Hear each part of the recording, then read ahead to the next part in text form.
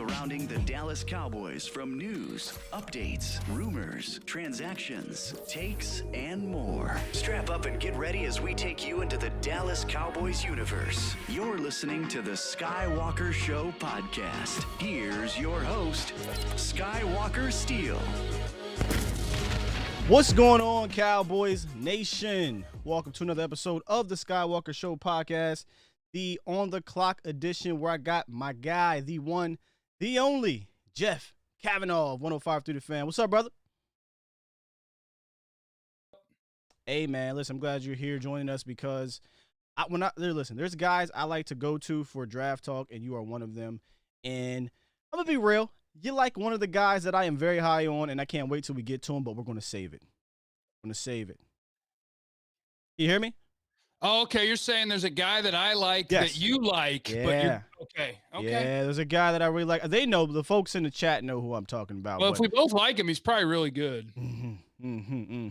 Nonetheless, for those that are joining on Jeff's side, I apologize. This will not be mock draft 1750.0. Not today. Not today, guys. Not today. A little bit later, probably. I'm pretty sure. But we're going to rock some linebacker talk. And let's just jump right into this thing, Jeff. We're going to do top five, okay? But there are a handful of guys outside of your top five that you wanted to touch on. And there was one guy you had gave me later. I think his name is crazy. It's pretty cool. Divine. The best, you mean the best name in the draft? Yeah, that name is crazy. Is it Divine Diablo? I haven't heard it said out loud, but I think so. I mean, his name is spelled Divine, D-I-V-I-N-E, and then his last name is D-E-A-B-L-O, Divine Diablo. So heavenly Satan. He's number one in our hearts for names. Divine Diablo, 6'3", 226 pound safety. Okay, so he is, yes. So what I'm doing now is going through a lot of the Senior Bowl guys. And not the ones that just catch my eye, although some of them will get moved to the front of the line like that, but just working down the rosters. Because I'm probably, what is that, about 8, 10, 20, I don't know, 50 guys in, something like that. Yep. Maybe 60. And so I was just working down the DBs on whichever team that is, maybe the national team, I don't know. And I got to his name, and I was like, man, what an awesome name. But he just happened to be next up, and I'm watching him, and I was like, holy crap. Yeah. This dude's huge, and he's a good safety. Like in the Clemson game, he's picking off Trevor Lawrence from the backside, and like he can, for his size, he can cover. You wouldn't want him to play over a little slot guys, but like he'll line up in the slot. He'll line up as the deep safety. He'll line up as the down safety. He'll line up as a linebacker. And he's big, he's long. So, you know, the long dudes have this big old tackle radius. Yeah. So like when you break down, if the guy, you know, like my guy or Darius Washington might miss if you kind of make him miss, but this guy's just like, yeah, I can still reach you. And I hadn't even heard his name really from any scout media stuff. And I was like, holy crap, I really like this guy. Like I got him in the second round, and I listed him as a strong safety, and I listed him as a second round linebacker because I think that's the modern linebacker. Guys who have that sort of size, because if you're a decent covering safety who plays all over, you'll be a great covering linebacker if you can do the other parts of linebacker, and I think he can. So, yes, Divine Diablo. I love that name, dude. I love it. Hey, is Chaz Surratt, is he in that similar form? I know he's that athletic mold, smallerish type of linebacker. And, guys, by the way, the size thing, I'm okay with it. A lot of people get a little scared because there's a linebacker that's 220, 230. But like you said, I think that's the new age backer you need. My top safety is 5'8", 178, so I can't tell anybody anything about size. I don't like Surratt, and I'm going to keep watching. That's what Broadus always tells me. Our buddy Brian Broadus, he always tells me, give the guys due, Jeff. Give the guys due. I did about 2 games, and it just bugs me when linebackers can't get off a block to save their life, and so it bugs me, and it shouldn't, because today's linebacker is more about coverage. What do you look like when you're clean and you're not blocked? But it just bugs me watching him get blocked all the time. Pisses me off. Where do you have him at? Like the middle back of the 3rd round. Oh, still top 100-ish. Yeah. So like he's okay as a prospect because he is athletic, and I might move him down further than that if I keep watching and I still don't like him, because I think I kind of have him there out of respect to all the people who tell me he's good, and you can't do that. You can't do that. You got to put them where you think they go. The Right. end. Well, there's a guy that you kind of made me take a look at, Pete Werner. I kind of like him. I didn't know how I feel about him. Me too. I kind of like him. Kind of like him. Yeah, that's why use the word. I kind of like him. But I like the other Ohio State guy better, I think, because I've seen him, be more athletic and be probably a better cover guy. He seemed, and I hate to use this term because the white player that can jump, right? The white running back, the white receiver. He seems like just that the white linebacker that can play with his mind. He knows where to go and know how to get there. In some ways, the stereotypes are offensive, but sometimes every stereotype that your unconscious bias kicks in when you turn on a guy, it's who he is. He's kind of the white linebacker, but not like his instincts aren't elite. His athleticism's not great. He's a pretty good player. Good. Price shows up early, last guy to leave, stuff like that. I wouldn't mind having him on my team, but I'm not taking him as high. But here's a guy I thought you would have had in the top 5, Jabril Cox. I'm actually a little bit shocked at that. I know he's down there in Senior Bowl playing really well right now, apparently turning heads. But I did want to ask you this. Do you view him as a linebacker or as a rusher?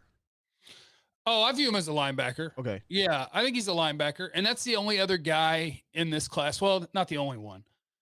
I think Jabril Cox, LSU, and Baron Browning, Ohio State are guys that I want to keep watching. Because they're not locked into where I have them. That's kind of my initial reaction to the tape that I have seen. Jabril Cox might end up being a top 50 player. But for me right now, I have him in the middle of the second round, which, that's borderline top 50 anyway. Right. Because the coverage part, I'm like, man, he can cover. And then at Senior Bowl, he's covering really well. So that, to me, that's really, really important for today's linebacker is how well do you cover? So I'll probably end up having him as a second round guy that'll be relevant for the Cowboys. The rest of his game, I'm just not sure on. I'm watching him and I'm like, is that a good run defender? Is he a physical guy? I got questions, but I think I'll end up really liking him. Did you watch any of his NDSU tape or just mostly LSU, obviously, because it's LSU? Just LSU. Okay. Yeah. Because I know he had a ton of interceptions. He had a ton of interceptions in LSU as well, but he was really picking them off with the Bisons as well. Yeah, I watched him against Mississippi State carrying a tight end across the field, and he undercut him for a pick 6. Yeah, so he's I don't see him as the most reliable tackler. I don't see him as a twitchy dude. He's athletic, but not sudden. If that makes sense. And I don't think there's a ton of thump there, but size, range, coverage, I like. So that's good for an NFL prospect. All right. Let's jump into your top 5, and we're going to start with the other Ohio State product that you so much like in Baron Browning. 6'3", 240 pounds, a 4-year player, I believe. Or I don't know if he's a 4-year starter, but 4-year player out of Fort Worth, Texas. Hey, there you go. 2019 was probably his most productive year with 11 tackles for loss and 5 sacks. What you like about Baron? Well, because I like that he's done kind of multiple different things there. Because as you mentioned, in 2019, he was doing a lot of coming forward and kind of rushing. So you get good numbers on sacks and tackles for loss in the – let me get my postseason games right. That was national championship. In the national championship, you saw him forcing a fumble. Nope, that was the Clemson game before the national championship. You saw him rushing, forcing a fumble.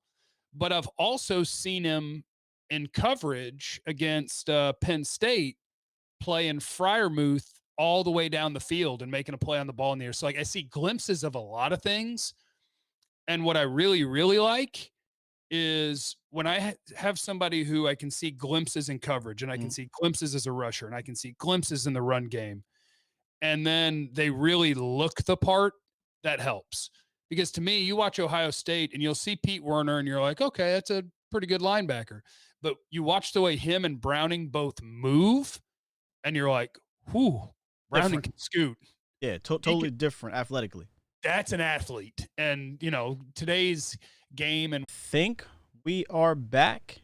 Hey, in theory, I have good internet. This is clearly your fault. I think it is because, look, it's showing me. If you actually look over here in the restream, it's showing me like something's wrong with the internet. But listen, I know I got some great stuff here.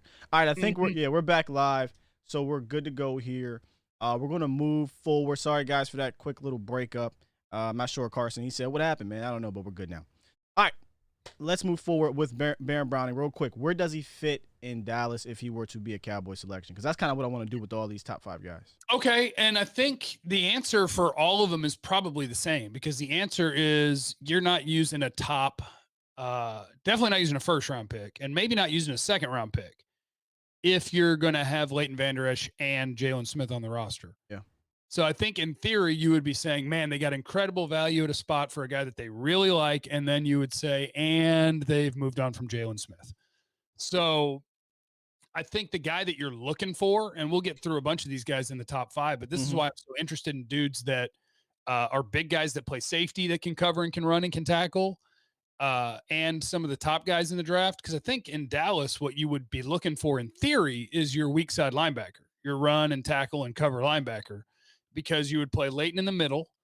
But those jobs, I think it's also important to remember that those jobs aren't totally dissimilar, because so often, like if anybody ever says draft a Sam linebacker, no, there's no such thing. I don't need a dude who plays 10 snaps a game. Like I'll find a guy on my roster that can do that. I'm not using a good draft pick on that. Thanks. You're going to play with 2 linebackers. You're going to play with 4 linemen, 2 linebackers. So they're both going to have to be able to cover. They're both going to have to be able to play the run. They're both going to have to be responsible for a gap. So all of these guys, I think it's all going to be similar. Now, some guys might be bigger, stronger, able to handle blocks better. And so you'll say, hey, middle linebacker. And some guys might be more run like the wind, not going to get off blocks, better in coverage. You say, okay, weak side linebacker. So for Browning, I guess he'd just be a big, strong, weak side linebacker. But when you can run like that, it works. It works. That's what you want. Now there's a guy out of Tulsa. I'm with you a little bit on this. I'm so confused. I don't know what to do with Zaven Collins. I believe he is the redshirt junior. Like I said, out of Tulsa, very productive guy. Like 230 tackles total. Super. How the hell do you get 4 picks in 8 games? But I went and watched the interceptions. They weren't like, some of them were tips or what have you. But hey, when the ball is a magnet to you, whatever, he can move. He reminds me of Leighton in the sense of because he's so big and he can move. But when Leighton's injured, he doesn't move well. But nonetheless, Zaven Collins, 6'5", 260. I heard you say that, it could be a edge. Maybe. What do you do with him? I think because, to your point, he has so much production, tackles for loss, tackles, interceptions, passes defended. Like he has every bit of production you could possibly want. But when I'm watching him, I don't really see one of the things that Leighton Vander Esch has struggled with, and that he didn't struggle with initially in the league, was just open field tackling. And initially he was so good at it. And that's why I was so surprised. He was like, man, if you got a giant like that and running backs can't shake him, like, holy cow, you got something. I think Zaven Collins shares that, where when you tell him that you're going to chase a running play away from you, when you tell him that you're going to go get the quarterback, when you tell him something that is kind of straight line, turn and go, accelerate, run, finish, he's a beast. But I don't love the way he moves in terms of, okay, now let's talk about small spaces. Now let's talk about in the open field. Let's talk about coverage that's not just drop to a spot and see if the quarterback gives your giant ass a chance to reach the ball. Because that's what some of his interceptions are. It's him doing a very basic drop, and he's just so long. So like he's a great college football player, and he's a good prospect. Just in Dallas, I don't know what you do. Me neither. I don't think he's one of my 2 off-ball linebackers, which means here he's a right defensive end, and he might be a good pass rusher. But those are the kind of guys where I'm like, okay, I'm gonna rank him because I rank players is what I do. But I'm gonna put him somewhere where I know that somebody's gonna take him before me. I feel like if Rob Marinelli was here, he would do exactly what you said. If we happen to draft him, he'd be the right defensive end, which is strange. Go get the passer. Right, but again, I still do kind of view him in that LVE role. And if you're looking for somebody to replace the big, brawlicky linebacker that can move, and you want to put him at Mike, can you put him at Mike? Can you? I guess, but that's this kind of the struggle is if I'm going to project a guy somewhere, there's some scenarios where I just feel better about it than others. And there's certain pick spots where you feel better about it than others. Right. Like, remember Hassan Reddick, the Temple pass rusher? Who's a free agent, by the way. And they were like, all right, we're going to make him a linebacker. But they picked him in the top 10 or 15 in Arizona to make him a linebacker. And it's like, well, good luck. Holy cow, you want to talk about pressure? You now have a 235-pound pass rusher that you're saying is just going to be a linebacker because you think he has the athletic tools to do it. And forever he sucked. And when he finally started having success is when they told him, hey, go rush the passer. They put him back at what he did that they thought he wasn't big enough to do. So like Zaven's played straight up off ball linebacker. So I guess in theory, yeah, it's just, there's a lot of things about him that I'm curious about. He's 6'4", 260, but he's not powerful. He's 6'4", 260, but really he's fast and long and explosive, but not a blow up the lineman, disengage, go make a play. So I don't know. It's just, and maybe it's just the body that I saw and the hype that I heard before I watched him. But I see a guy that does a bunch of side saddle tackling where it's kind of off to the side, drag guys down. And I don't know, just something about him. I don't want him in the first round. Wow. That would be going against the grain from a lot of people, which is, listen, everybody does that in the draft because a lot of people have Zaven in that top and people really want him. My theory, I don't know if you saw this, if you go back and look who Dan Quinn has drafted, they don't look like Zaven Collins. Duke Riley, Deion Jones, Devondre Campbell, granted he's 6'4". They're all in that 230 range, and they're fast, speedy, instinctual guys, specifically Deion. And when you look at Zaven, 6'5", 260, I have a hard time believing that Dan Quinn's going to go into the draft room and say, you know what, that's my guy, when there's some Baron Brownings and there's other guys that they can go get later in the draft if they don't elect to get one in the first round. And he might be a stud. I mean, he's really athletic for that size. Dude can run. He's got lots of production. I just don't know. Mm-hmm. I don't know what to do with him here. All right, let's get into the top three because this is where it gets fun. A lot of people have this guy as their one, but I think it's starting to change in Micah Parsons. He kind of had the fanfare early, but more people started studying these other guys that we'll get to in a quick second, and I think he's dropped down a little bit.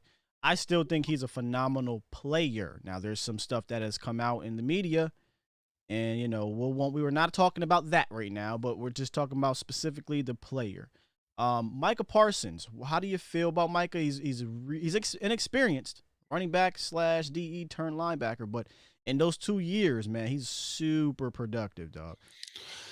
Yeah, and he's a freak show. Yep. I mean, for his size, on the whole, I'm comfortable saying that he's an awesome run defender. On the whole, there's things I'll pick apart about it, but he's an awesome run defender because he's so athletic, he's so fast, he is powerful. Like, he has everything physically and naturally that you could possibly want. Snaking through blocks and blowing dudes up in the backfield. There's so much positive there. And then when you talk about the coverage part of the game, his physical abilities should mean that he can do that. But you're projecting it because you haven't really seen that. I think, to me, when he's in coverage, he looks like a guy who's played linebacker for 2 years. Mm-hmm. He's not real sure about the spacing. He's not real sure about what's happening behind him or off to the side. It's not natural, and maybe it will be. And if it becomes natural, well, then congrats. You'll end up with who is the guy? Bobby Wagner. That's who he'll end up being, is Bobby Wagner. But I don't know. I don't know that he'll reach it, but that's what he could be. And that's why if the off-field or maturity questions don't cost him, that's why he could be a top 10 pick. He's not my top linebacker because I keep going back to the same thing. I think in the NFL, coverage is the most important thing a linebacker does. Can't argue. And all of their jobs are important. Everything they do is important, but coverage has just become so important. I can find guys that can tackle dudes, and he can make tackles others can't. He can beat running backs to spots that others can't, and he could turn into an all-pro. But for me, he's a first-round prospect, but he's not the best linebacker in the draft. isn't his ceiling the reason why you have him possibly as a top 10 pick? Because his ceiling, I mean, let's just be real, it's probably higher than everyone because he's super athletic. He's a freak of nature. He's great. He can, in my opinion, he's pretty good against the run, but it is that coverage aspect that makes you kind of question what he can be at the next level. And obviously the maturity. But like I said, if you look at the production, 191 tackles, 18 tackles for loss, 6.5 sacks, 6 forced fumbles. My thing, though, is he opted out of the 2020 season. And these opt-out guys make me nervous.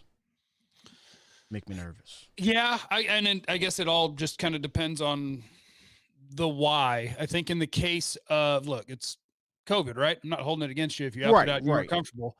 And I understand. Like, I'm an advocate for guys. As soon as your draft stock is established and can't be hurt, quit playing. Like, don't risk it. So I understand it, but that's a dude that, to feel better about who you think he's going to be, you would have loved to have seen the progress he'd make from year to year, and you don't get to see that. So instead, you're drafting off of it's good tape. I don't want to take away that his tape is really, really good. It's just the things that you nitpick. And when we get to my second linebacker, he's the exact opposite of Micah Parsons. And it's what you're saying. It's floor versus ceiling. Because my number 2 linebacker, I think his floor is the safest in the draft. But let's go right to it, man. Nick Bolton, 6 foot, about 230 pounds. And that's literally what I have in my notes. The buzzword around Bolton seems to have a high floor. Another guy out of Frisco, Texas, AP All-American second team, was the Buckets Award finalist. And statistically, when you look at him, he's just super consistent throughout his career at Mizzou. So yeah, go ahead and give your take here on Nick Bolton. He's a DFW guy too, so that's always fun. I believe he's a Frisco kid. Yep, Frisco. Okay. I'm just going to go through verbatim notes. This is probably the way I should do every player. Shorter guy, but bursty, tackles very well. See him covering running backs out of the backfield, 2-year starter, tons of production, good speed, good quickness, good change of direction, smooth shuffle, dependable. Plays man. What is happening here? Hey, we're back, I guess. Are we live? Yeah, we're good. I have no idea what's happening. Whatever we missed, I'll just do it much faster. Nick Bolton at Missouri, 6 foot, 230 pounds. He has perfect instincts. He's never wrong. His reaction is immediate. He is a monster. He's just not 6'3". He's not 240 pounds. He doesn't have long arms, but he hits like a Mack truck.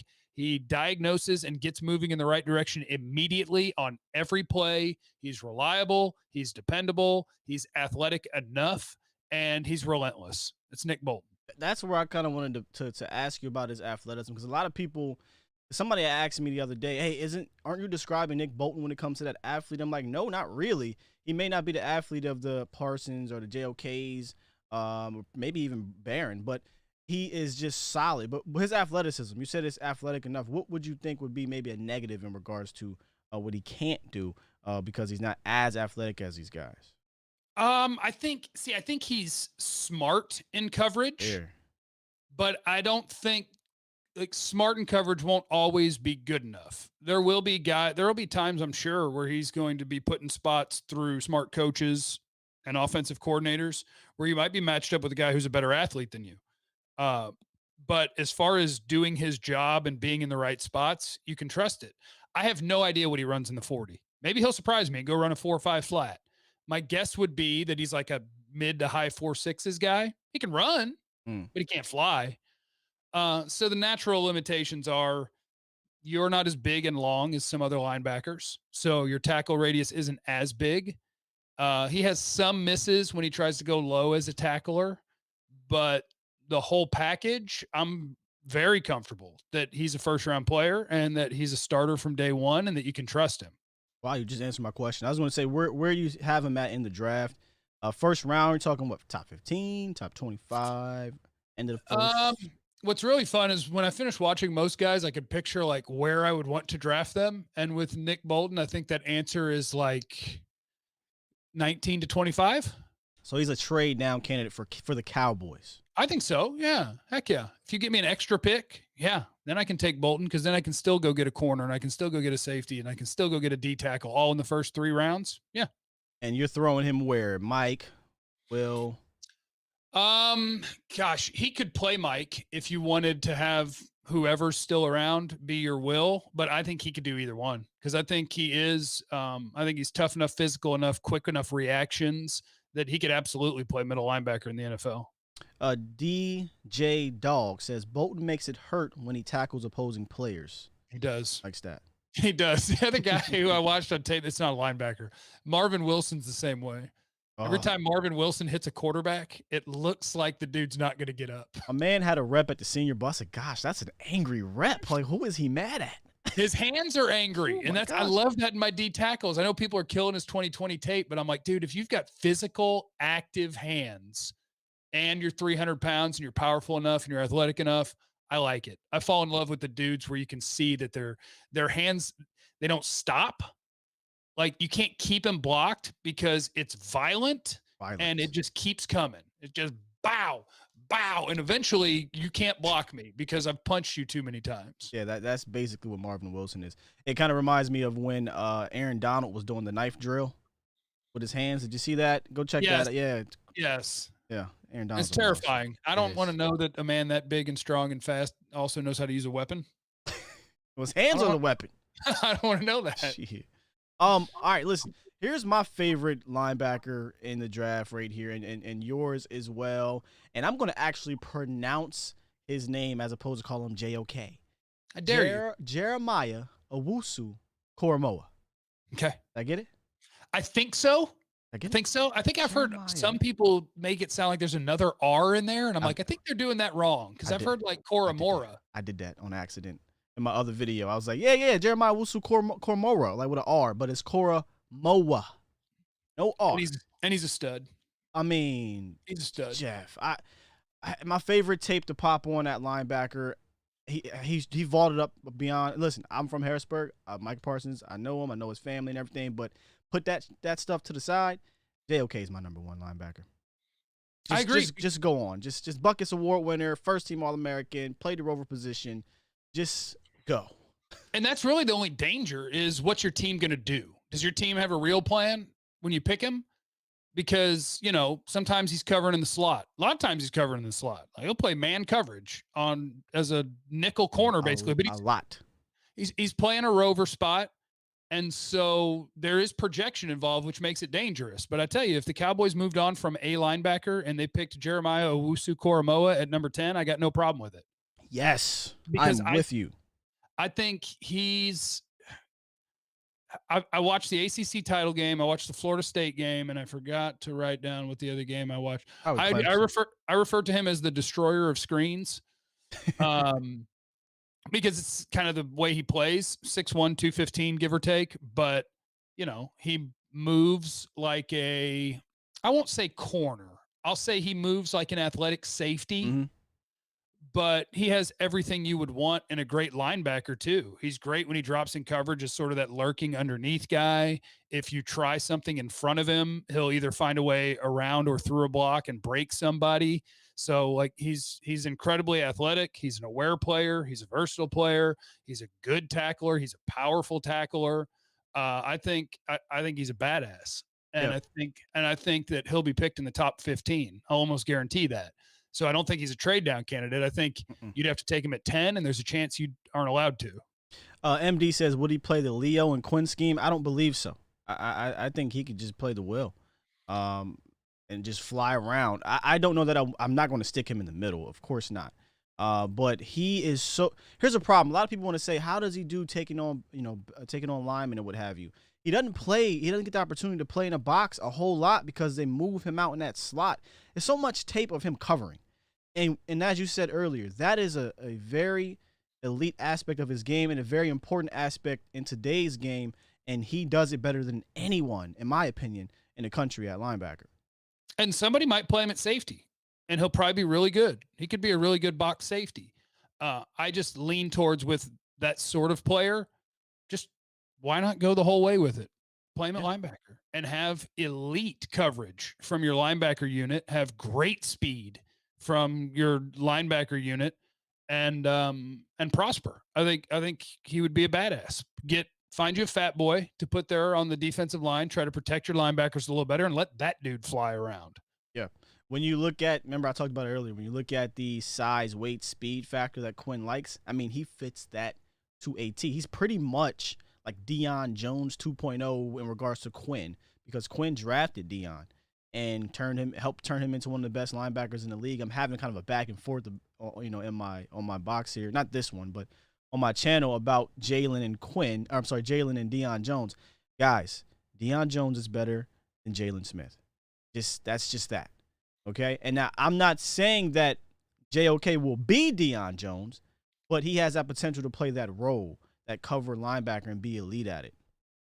Yeah, and I mean, he might be better. I'm a big fan. I've learned to ignore other people's analysis and rankings, and not like in a dismissive way. Like the guys do the work. When Skywalker says something about a prospect, I'll listen. When Vach says something about a prospect, I'll listen. When Dane Brugler says something about, I'm going to listen because I know they do the work. But just because a lot of the big media people are like, oh yeah, Micah Parsons top 5, I don't care. And that's what happened. I don't care. To me, Koromoa is the guy that, and look, this is also part of the game. There's a bust factor with Koromoa. If you're saying, hey, I'm going to pop him onto my team and he's going to be a will linebacker, he hadn't really done that job. So you don't totally know, but I know that he can cover. I know that he's a good run defender. I know that every individual aspect of the job he's going to be asked to do, he'd be really good at, or could be really good at. So that's my guy. That's my top linebacker. That's our guy. It's our top linebacker. Yeah, you called him a screen destroyer of screens. Yes, if you throw a screen, like, because you're talking about how you don't have a ton of tape of, hey, how does he get off blocks at the second level when a guard is in his face? Right. I don't know, because he'll probably find his way around it. But I do know what happens when they try to throw wide receiver screens and he's anywhere in the area. A wide receiver ends up on his back, and then the second wide receiver ends up on his back. The first one is him going through the blocker, and the second one is him making the tackle. He's tough. He's tough. And if you try to pitch it and you don't get a body on him, you can forget about it. Yeah. You forget about it. You know, I think he could just be, I don't want to steal this term from a former Eagle, Weapon X, but he can be that type of guy where you can just, hey, he's my star backer. Go play wherever and go make plays. I just love his athleticism. I love his instincts. And again, I know we keep saying it, but guys, how can you be a Cowboys fan, watch Jalen Smith, and not talk about coverage? We need somebody that we can count on to cover these backs out the back, these tight ends, and possibly, hell, he can go in the slot and run with you. And and I don't know if all the guys that I like when I'm ranking players, I'm not necessarily ranking them for the Cowboys. When I talk about them, I'll invariably end up talking about how they fit on the Cowboys, but right. I just rank players. And if you're a guy that can be used in multiple places and is versatile enough to do multiple things, I want you on the team. I don't know if Dan Quinn does. I don't know if Joe Witt wants the secondary players that I want. But I think a team that has Koromoa as a linebacker and little tiny 5'8" Ardarius Washington as a safety, what you have is chess pieces. You have weapons. Yes. Because I can line up, like I'm talking about a 5'8", 175-pounder or 180-pounder and a 6'1", 215-pounder, and you don't know which one's going to be playing slot corner on the next snap because they both can. And I think that's what the NFL is supposed to be. If all the coaches were the best coaches, we wouldn't be talking about this coach, his defenses do this. We would be talking about, well, this coach is really smart. So when he plays this team, he'll do this. And when he plays that team, totally different. Because that would be the best coaching, not, well, he likes to play cover 3 and likes his guys to look like this and be able to do this, pick the best players and then build it. That's what I want to do. I mean, that's what McCarthy said was going to happen. What he said. Quinn said it too. After he got hired, I heard him say it. You know what, though? He said players over scheme. We'll see. But here's my thing. I trust Quinn more than I trusted a McCarthy/Nolan. Because let's be real, Jeff. What the hell was Mike Nolan running? What kind of players does Mike Nolan want? Go. No one knows. I'm done. No one knows. Let's see. Who did they add? Bad free agents? Is that what Mike Nolan wanted? Exactly. But when you go look at the even if you want to call it the mediocre history in Atlanta, at least Quinn has a idea of the type of player that he wants. And I'm going to pose this question to you. Do you think that Jalen and LVE fit that right now? Now, again, I'm not saying that they're going to change these linebackers right away, but do they fit the Dan Quinn mold per se? If you've kind of looked into that with Dan Quinn, Not necessarily. And Dan Quinn has done 3-down linemen, 4-down linemen. Like he's done different things. But if you want to talk about the majority of his stuff, where you're talking about single high safety, cover 3, corners that can run, linebackers that can fly, not necessarily. And I think that's the thing. Like Vander Esch wasn't good last year either, but he didn't catch as much flack for 3 reasons. One, Jalen got a second contract that's big money. 2, swiping when other people make plays when the offense gets a first down. And 3, I think some of his struggles can't be fixed because it's physical. I don't think there's anything with Vander Esch that can't be fixed because his legs work. So to me, Jalen is the more likely to be replaced, but I think you're right. Neither one of them is necessarily a perfect fit in what Dan Quinn's done historically. So KMT, he asks, so both you and Jeff will be perfectly fine with drafting Koromoa at 10. My thing is, if they are looking to move forward at the linebacker position, absolutely. Absolutely. If now, like you said earlier, if they're going to keep Jalen and keep LVE and those are your guys for the future, no, you don't take a backer in the first. And I think it's probably unlikely because I think the Cowboys are going to look at their roster and think that our biggest needs are corner, maybe safety, and D tackle. Now they're in a D tackle. You're picking at 10. Maybe by the time we get to the draft, people are going to talk about Christian Barmore potentially at 10, and maybe he has a career that becomes worth that. But I would be nervous and wouldn't like that pick. And so in theory, it's all a matter of how are they going to kind of roadmap their offseason? Because if their roadmap does include a post-June 1-ing of Jalen Smith and saving $7 million, then you could pick a linebacker at 10. And you could say, hey, our $7 million we saved from Jalen because we can't feel as good about what we're going to do at corner, safety, D tackle because we're using our 1 on a linebacker. Our $7 million has to go to Dalvin Tomlinson. We got a nose tackle. Bro, you're speaking, my God. Right? You are literally in my head. Okay. So now we got our nose tackle. We did that. And we'll double dip at corner between our next 3 picks and we'll sign a safety. The reason I don't see them picking Koromoa or a linebacker at 10 is because I think they're going to earmark number 10 for a corner. My guess is that that's going to be a corner and they'll figure it out from there. That's just my guess. Cause I know the Cowboys, they're going to roadmap what's our biggest issues. Does the draft line up with it? And then they'll map it out and stick to it. So my anticipation is it's going to be Surtain or Farley. That's the thing as evaluators and trying to guess what's going to happen. You have to do 2 things. You have to eliminate what you want and put your mind into what Dallas usually does. Right. And to be real, I think it's pretty much worldwide known here that there's going to be an offensive guy that's likely rated higher than whatever defensive guy is there. But Dallas probably is not going to take that offensive guy. So now you say, okay, what position will they go after? And I'm with you. I think corner is probably the number 1 position right now. People are talking about Barmore. I'm okay waiting. I like a couple other DTs in day 2 of the draft. Nonetheless, I feel like Farley, Surtain, and possibly J.C. Horn could be in play at that position if they decide to go there. I personally like the depth at corner, though, Jeff, in the first 2 rounds. So I wouldn't be looking to go elsewhere. Yeah, right now I've got 1, 2, 3, 4, 5, 6, 7, 8 corners in the first 2 rounds, and I've still got a whole bunch of guys to watch, so I know there's going to be more. I'm with you. I don't love corner at 10. But honestly, I don't know what I love at 10 unless they're going to pick Rashawn Slater or Jalen Waddle. Like those are guys that I trust that are going to be monsters on defense. I don't love what they're going to do at 10 on defense, no matter what they do. I know.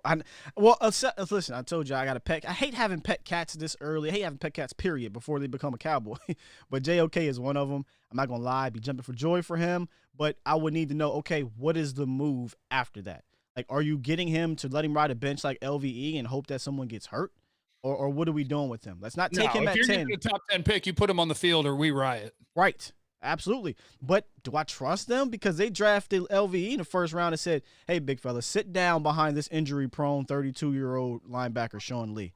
Why? Yeah. Why are we doing this? Start him now because Sean Lee's going to get hurt. But nonetheless, yeah, I'm not really elated aside from JOK at any defensive pick. Obviously, you've been hearing all the offensive guys like Pitts or what have you in the top. My thing is, guys, if the offensive player is just egregiously ranked higher than the next defensive player, take them and figure it out. And they'll talk themselves out of that because they'll be like, we did that last year. We can't keep doing this because I'm telling you, the best player on the board when they pick is either going to be Jalen Waddle, Kyle Pitts, or Rashawn Slater. At least according to my rankings. That'll be the best player on the board. One of those three. And I won't write off Slater, and I also wouldn't write off Christian Darrisaw. He's getting a lot of I wouldn't write off an offensive tackle just because enough people that I think are plugged in or not whispering, talking about it. I still can't see it from the Cowboys' perspective. Even if you're looking for insight, here's some insight for you. Just keep it to yourself, everybody that's watching. Even if, say, one of your offensive tackles who's been a Pro Bowler a ton of times and the medical staff don't see eye to eye and trust each other, and that could potentially be a wedge that could make something happen. It still doesn't make sense to me to move on from a kick-ass offensive tackle who's still on a team-friendly deal for years to come. So I can't see it, but there's enough people talking about it that I won't write off offensive tackle at 10. I would take the OT over the tight end. I would, because I don't view him as a tight end, Jeff. I mean, we probably don't see eye to eye on that. I view him as a big possession wide receiver, and I don't want him playing in line full time. If you're going to draft him, my opinion, move on from Michael Gallup, and you got your Gallup guy. I mean, he'd be both. He'd be Waller. He'd be Kelsey. I was about to say, that's the other one. Then be Kelsey. Kelsey splits more than he plays in line. Right. Pitts would split out a lot. The only question I would have on Pitts, and you shouldn't care about this because it's a top 10 pick, so I've already talked myself out of my own point. But my only question on Pitts is, like, in year one, how much different does he make you? Because you're really just saying, hey, I have another really, really good option to go with my other really, really good options. So you're really just parceling up targets amongst really good players. But if you're picking for a half decade, which you are, right, who cares? Because 2 or 3 years from now, you'll be like, all right, Gallup's gone. And is Cooper gone? And, man, we got Kyle Pitts and CeeDee Lamb. So you have to think that way. So my point that I just made, I disagree with my own point. No. I'll piggyback because that's one of the things I was trying to get people to understand. Listen, phenomenal player. Don't hate the player. Hate the game. Because if you take Pitts, the first couple of years, guys, Ezekiel Elliott's not going anywhere, right? CeeDee Lamb's not going anywhere. Amari Cooper's not going anywhere. So at the very best, he's going to be your third or fourth option, probably your fourth behind those guys. And if you don't trade Michael Gallup, he's going to be competing for 4 and 5. So year one and year two, he's not going to be your number one, number two option. And if you're picking a top 10, he damn sure better be your number one or number two option on offense. And he's just not, And listen, I know a lot of people get on Blake Jarwin because he got hurt. I don't think we're having a conversation about tight end if Blake Jarwin doesn't get hurt. I feel like he would have had so much open space and room to operate. He would have ate last year. Problem is, he got hurt. Yeah, probably. And Schultz was a surprisingly capable starting tight end. Pretty good. I just don't know what going from, if you've got 3 really good wide receivers and you go from okay to awesome at tight end, what does that do for you in year one? I don't know. Probably not a ton. But that's year one. That's just being selfish. Yeah, you're right. You're supposed to be picking for at least 5 years. And sure, by year 3, Gallup's gone. Maybe Zeke is gone. Who knows? I'm not getting rid of Cooper. I think Cooper has stamped his importance in this offense. 4 different quarterbacks. He ate with all of them. And Lamb's still going to be here. So maybe he will be your number 2 or number 3 guy by year 3. But that's a long time. Yeah. That's a long Yeah. time. I don't know, man. Uh-oh. I did something. Oop, there we go. You're good. Okay, you had touched on something real quick before I let you go earlier. I want to kind of get your thoughts on this. I brought this scenario up. You said, okay, we'll take JOK, use that $7 million, and we get rid of Jalen, get Dalvin Tomlinson. My situation at the safety spot was bring in a familiar guy and Keanu Neal. I like Keanu. And if you have to slide D. Will over Donovan Wilson, you can, but you still can draft your safety in day 2. And you can rotate those 3. How's that sound? Yeah, you can do that. I don't like Donovan Wilson as my full-time free, not gonna lie to you. No, but not at all. Not at all. If I had to pick, Jeff. What I would love to do is just have all the money to spend and just go sign Marcus May. Well, that would be awesome. That's number 1. May, Simmons, that's number 1. Yeah. We're thinking logically in the Cowboys. Is it really gonna happen? No. That works. You cut Jalen, you add Koromoa, you bring in Neal. Yeah, that works. Yeah, that works fine. And then you can talk about, all right, it's day 2, and now it's time to go find our corner or corners. And if you want an offensive lineman, we could do that there. But that's the sort of thing they're going to do. It's just a matter of how are you going to balance which free agents, how much do they cost, what are you doing before the draft, how does that affect what you can do at 10 and what they want to do at 10? It's the right sort of thinking. Yeah. I think for me, until I can narrow down who the Cowboys may target in round 1 or 2, I have to wait to free agency. And I know we're not huge players, but we did a little bit different, additions last year by grabbing names we never would have grabbed under Jason Garrett. I'm just hoping we can pick better players this time around. And if so, that's going to drastically change what we do in the first 2-3 rounds of the draft, man. Yeah, and I think the idea is to, look, it won't be Marcus May. It won't be Shelby Harris at D tackle. But the idea is going to be exactly what they did last year. They're going to add guys whose names we don't really care about, but that they feel like, hey, if we had to, we can go play. And you do that before the draft. Yeah. Because that's how you free yourself to, when I get to 10, pick the best player. Because I can play on Sunday. Now let's make the best decisions. Just don't let need be too big a push when you're picking at number 10. We've seen that. And hell, we've seen it in 2010 or 2012 when they traded up to go get Mo. They could have just chilled and got like Fletcher Cox, or could have chilled and got Bobby Wagner around too. But nonetheless, we've seen Mo Claiborne, who'd never been hurt, showed up. I was there at his presser after they picked him. He showed up with a cast on his wrist, and I was like, "Oh crap. My goodness, that was an omen. That was an omen. That was it. He kept being hurt. That was it. Weird. I appreciate you, T-Mac, joining the Pro Bowl membership program. Welcome back, brother. All right, man. I know you got to get ready for some pre-production or pre-production meetings over there at 105.3 The Fan. Matter of fact, tell them where they can go find you here in like an hour. 2 hours, sir. 105.3 The Fan, 2 to 7, home of the Cowboys in DFW. You can also listen on the radio.com app if you're not in the local listening area, and follow my YouTube page. And if you are watching on my channel, follow Skywalker Steele and his YouTube page because he's good people and has good insight, good takes, good information. Man, so do that. Yeah, listen, if you aren't following Jeff, what are you doing? What the hell, bro? I'm pretty sure it's happening. And he also games. He's also entertaining when he games. So do that, man. Amazing Warzone player. I'm one of the best. My kill-death ratio is 1.1, so I kill one person for every time I die. So if you want to watch average gaming, I do that sometimes. Hey, listen, I suck at that game. I am not good at. Now, Madden or 2K, I play a little something like that, but not that game. All right, man, I'm gonna let you get going. I'm actually gonna stick around here for a little bit. I appreciate you, Jeff coming through. If you need anything, man, just hit me up. He's gonna stick around. You're crazy. All right, I'll catch everybody later. How do I leave? You just click out. Oh, I just close. Oh, leave. Look at that. Bow. All right, I'll see you. Peace, bro. Oh man, always good having Jeff on the show, guys. Listen. Me and him are eye to eye on our linebacker one. That doesn't mean that he's going to be great, and that could change. I'm still in the lab, as I like to call it, right now. I'm still in the lab, and we'll see. We'll see what happens here. Let me make sure I get Jeff. Boom. Okay.